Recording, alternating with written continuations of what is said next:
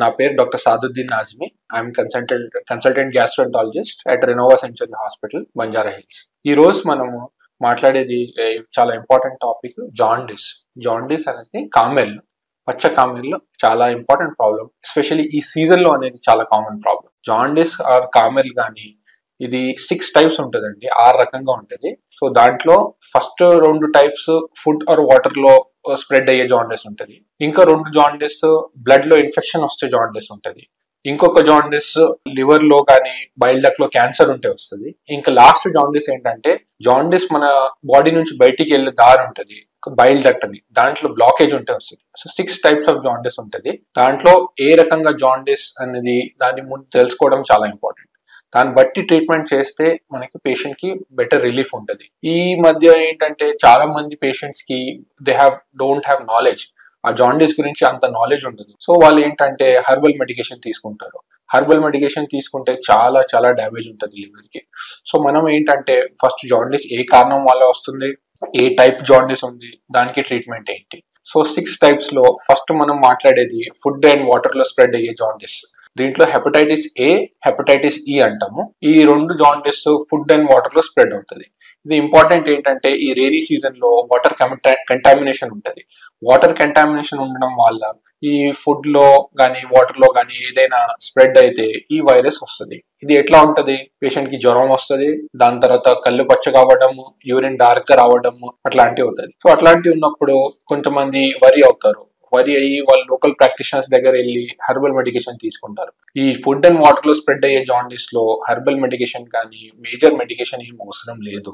Just patient కి rest ఇవ్వాలి, diagnosis correct గా చేయాలి, కొంచెం మెడిసిన్స్, ఫ్లూయిడ్స్, డైట్ రెస్ట్రిక్షన్ అంటే డైట్ లో ఆయిల్ తక్కువ తినాలి, కారం తక్కువ తినాలి, నాన్ వెజ్ తినకూడదు. ఒక 1-2 వీక్స్ లో ఆ జాండిస్ స్పాంటేనియస్ గా అట్లనే తగ్గిపోతుంది. దీంట్లో మనం ఇది చేయకుండా మనం ఆల్టర్నేట్ మెడిసిన్ కానీ చెట్ల మందులు కానీ అట్లాంటివి తీసుకున్నాం అనుకోండి, ఇది ఇంకా డిలే అవుతుంది. డయాగ్నోసిస్ లో కూడా డిలే అవుతుంది, ట్రీట్మెంట్ కూడా డిలే అయిపోయి పేషెంట్ ఇంకా డ్యామేజ్ అవుతుంది. So simple food and water వల్ల స్ప్రెడ్ అయ్యే జాండిస్ హెపటైటిస్ ఏ అండ్ ఈ లో just only rest, simple medicines enough, చాలు, ఇంకా ఏం చేయక్కర్లేదు దాంట్లో. నెక్స్ట్ వచ్చేది బ్లడ్ లో ఇన్ఫెక్షన్ వల్ల జాండిస్. దీంట్లో 2 ఉంటాయి, హెపటైటిస్ బి, హెపటైటిస్ సి. ఇవి చాలా ఇంపార్టెంట్ జాండిస్. హెపటైటిస్ బి అనేది చాలా చాలా కామన్. ఇండియాలో most common, more than HIV కంటే కామన్ సెక్షువల్లీ ట్రాన్స్మిటెడ్ డిసీజ్ అనేది హెపటైటిస్ బి. ఇది చాలా స్ప్రెడ్ అవుతుంది సెక్షువల్ ట్రాన్స్మిషన్ తో కానీ, బ్లడ్ ప్రొడక్ట్స్ కంటామినేషన్ తో కానీ, నీడిల్స్ తో కానీ, దీంతో స్ప్రెడ్ అవుతుంది. హెపటైటిస్ బి ఒకసారి వచ్చిందంటే చాలా వరకు బాడీలో ఉండిపోతుంది. దానికి మనం ఎర్లీ డయాగ్నోసిస్, బ్లడ్ టెస్ట్ లో డిటెక్షన్ చేసి ఆ ఒక లెవెల్ దాటిన తర్వాత ట్రీట్మెంట్ స్టార్ట్ చేయాలి. ట్రీట్మెంట్ స్టార్ట్ చేస్తే వైరస్ కంట్రోల్లో ఉంటుంది. దీనికి ట్రీట్మెంట్ చేయకపోతే ప్రాబ్లం ఏంటంటే, ఫ్యూచర్ లో లివర్ మొత్తం డ్యామేజ్ అయ్యి, లివర్ సిరోసిస్ అయ్యి, లివర్ క్యాన్సర్ అయ్యే ఛాన్సెస్ ఉంటుంది. సో హెపటైటిస్ బి, దానికి ఫస్ట్ డయాగ్నోసిస్ బ్లడ్ టెస్ట్ లో చేయాలి, దానికి వైరల్ లోడ్ చూడాలి, ట్రాన్స్మిషన్ కి ట్రీట్మెంట్ చేయాలి, కంట్రోల్లో ఉంటుంది. ఇంకా దాంట్లో ఫాలోఅప్ కూడా ఇంపార్టెంట్. ఇంకొక చాలా ఇంపార్టెంట్ బ్లడ్ లో స్ప్రెడ్ అయ్యే జాండిస్ అనేది హెపటైటిస్ సి. ఇది చాలా కామన్ డయాలిసిస్ పేషెంట్స్ లో ఉంటుంది, ఎందుకంటే ఇది బ్లడ్ అండ్ నీడిల్స్ వల్ల స్ప్రెడ్ అవుతుంది.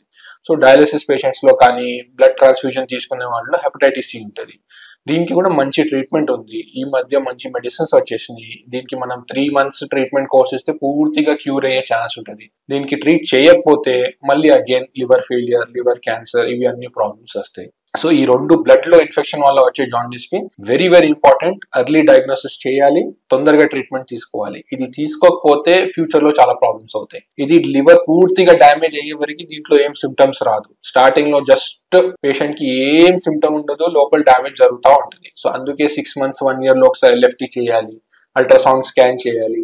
చేస్తే మనకి ప్రాబ్లం ఏంటి తెలుస్తుంది. దాన్ని బట్టి నెక్స్ట్ మనం ఫ్యూచర్ గా ప్లాన్ చేయొచ్చు. దీనికి లేట్ గా డయాగ్నోసిస్ చేస్తే లివర్ డ్యామేజ్ అయ్యే ఛాన్స్, అప్పుడు లివర్ ట్రాన్స్ప్లాంట్ తప్ప వేరే ఆప్షన్ ఉండదు. లివర్ ట్రాన్స్ప్లాంట్ చాలా మంది అఫోర్డ్ చేయలేకపోతున్నారు, అప్పుడు పేషెంట్ కి ప్రాబ్లం అవుతుంది. సో అందుకే స్క్రీనింగ్ ఇస్ వెరీ ఇంపార్టెంట్. ఎవరు హై రిస్క్ పాపులేషన్ ఉన్నారు అంటే, ఎవరు హాస్పిటల్లో పనిచేస్తారో, ఎవరికి బ్లడ్ ప్రొడక్ట్స్ కి ఎక్స్పోజర్ ఉంది, ఇట్లాంటి మనిషి ఏంటంటే రెగ్యులర్లీ 6 months కి 1 year కి ఒకసారి, సంవత్సరంలో ఒకసారి అయినా minimum ultrasound scan, LFT test చేసుకోవాలి. అది చేస్తేనే మనకి తెలుస్తుంది లోపల ఏంటి ప్రాబ్లం ఉందా లేదా. ప్రాబ్లం ఉంటే దానికి వెంటనే ట్రీట్మెంట్ స్టార్ట్ చేస్తే ఫ్యూచర్ లో ప్రాబ్లం. దానికి డిలే చేసామనుకోండి, ఒక 10-15 years తర్వాత మొత్తం లివర్ డ్యామేజ్ అయ్యి పేషెంట్స్ మొత్తం ఆల్మోస్ట్ లాస్ట్ స్టేజ్ లో వస్తారు. సో ఇది ఇంపార్టెంట్. బ్లడ్ ప్రొడక్ట్స్ లో స్ప్రెడ్ అయ్యే jaundice, hepatitis B and C చాలా ఇంపార్టెంట్. నెక్స్ట్ వచ్చేది ఏంటంటే లివర్ క్యాన్సర్ వల్ల ఉండే జాండీస్ చాలా లాస్ట్ స్టేజ్ లో ఉంటది. లివర్ లో డ్యామేజ్ ఉంటది, లివర్ లో గడ్డ వచ్చేస్తుంది, పేషెంట్ కి పెయిన్ ఉంటది, అప్పుడు దానికి ట్రీట్మెంట్ ఎక్కువ ఉండదు. సో అందుకే దాంట్లో కూడా స్క్రీనింగ్ ఇంపార్టెంట్. సంవత్సరంకి ఒకసారి అల్ట్రాసౌండ్ స్కాన్ చేయాలి, ఎల్ఎఫ్టి టెస్ట్ చేస్తే ముందే తెలిసిపోతుంది. ముందే తెలిస్తే మనం ట్రీట్మెంట్ వచ్చే ఛాన్సెస్ ఉంటుంది. లాస్ట్ స్టేజ్ లో వస్తే ఛాన్స్ ఉండదు. లాస్ట్ లో చివర్లో ఈ మధ్య వచ్చేది చాలా ఇంపార్టెంట్ జాండీస్ ఏంటంటే బైల్ డక్ట్ స్టోన్ వల్ల వచ్చే జాండీస్. మన బాడీ నుంచి, లివర్ నుంచి, గాల్ బ్లాడర్ నుంచి జాండీస్ బయటికి వెళ్ళడానికి ఒక దారి ఉంటుంది. దాని పేరేంటి బైల్ డక్ట్. ఆ బైల్ డక్ట్ లో ఏంటంటే స్టోన్స్ వస్తాయి. స్టోన్స్ అంటే రాళ్ళు. గాల్ బ్లాడర్ లో ఉన్న రాళ్ళు కానీ, బైల్ డక్ట్ లో ఉన్న రాళ్ళు కానీ ఈ డక్ట్ లో వచ్చి బ్లాక్ చేస్తుంది.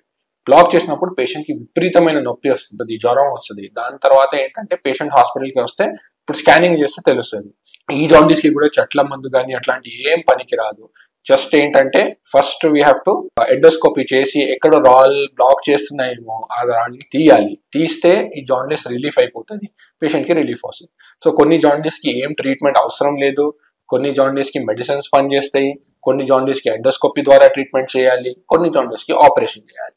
సో డెఫినెట్ గా జాండీస్ ఏ రకంగా ఉంది తెలుసుకోవాలి, దాన్ని బట్టి నెక్స్ట్ డెసిషన్ తీసుకోవాలి. వితౌట్ డయాగ్నోసిస్ జస్ట్ కళ్ళు పచ్చగా ఉన్నాయని ఏదో ఒక డాక్టర్ దగ్గర వెళ్ళి లోకల్ మెడిసిన్స్ తీసుకుంటే లివర్ కి డ్యామేజ్ అయ్యే ఛాన్స్ ఉంటుంది. సో ఇంపార్టెంట్ మనం నేర్చుకునేది పాయింట్స్ ఏంటంటే జాండీస్ ఏదైనా కనిపిస్తే ఫస్ట్ రిజిస్టర్డ్ డాక్టర్ దగ్గర, గ్యాస్ట్రెంటాలజిస్ట్ దగ్గర వెళ్ళాలి, డయాగ్నోసిస్ చేసుకోవాలి, దాన్ని బట్టి ట్రీట్మెంట్ తీసుకోవాలి. కొన్ని ప్రికాషన్స్ ఉంటాయి. ఈ సీజన్ రైనీ సీజన్ లో food and water contamination jaundice ఉంటుంది. సో దాంట్లో ఏంటంటే ఫుడ్ కి, వాటర్ కి చాలా కేర్ఫుల్ గా ఉండాలి. వాటర్ బాయిల్ చేసుకోవాలి, లేకుంటే మినరల్ వాటర్ యూజ్ చేసుకోవాలి. దాని తర్వాత ఫుడ్ లు కూడా చాలా స్టోరేజ్ ఎక్కువ లేకుండా ఫ్రెష్ గా తినాలి. ఫుడ్ ని ఓవర్ హీటింగ్ చేయకూడదు. సో ఇట్లాంటి ప్రికాషన్స్ తీసుకుంటే మనకి లోకల్ ఫుడ్ లో కానీ వాటర్ లో స్ప్రెడ్ అయ్యే జాండీస్ కూడా తగ్గుతుంది. సో దీన్ని బట్టి కొన్ని ప్రికాషన్స్ తీసుకొని, కరెక్ట్ డయాగ్నోసిస్ తీసుకొని, కరెక్ట్ ట్రీట్మెంట్ చేసుకుంటే పేషెంట్స్ కి ఈజీగా బెనిఫిట్ ఉంటుంది. లేకుంటే సింపుల్ ప్రాబ్లమ్ కి ఫ్యూచర్ లో కాంప్లికేషన్స్ వస్తాయి. సో నా మెసేజ్ ఏంటంటే జాండీస్ ఇస్ ట్రీటబుల్ కండిషన్. దీనికి మంచి ట్రీట్మెంట్ ఉంటుంది. దానికి కరెక్ట్ డయాగ్నోసిస్ చేయాలి, ఫ్యూచర్ లో కరెక్ట్ ట్రీట్మెంట్ తీసుకోవాలి. ఓకే.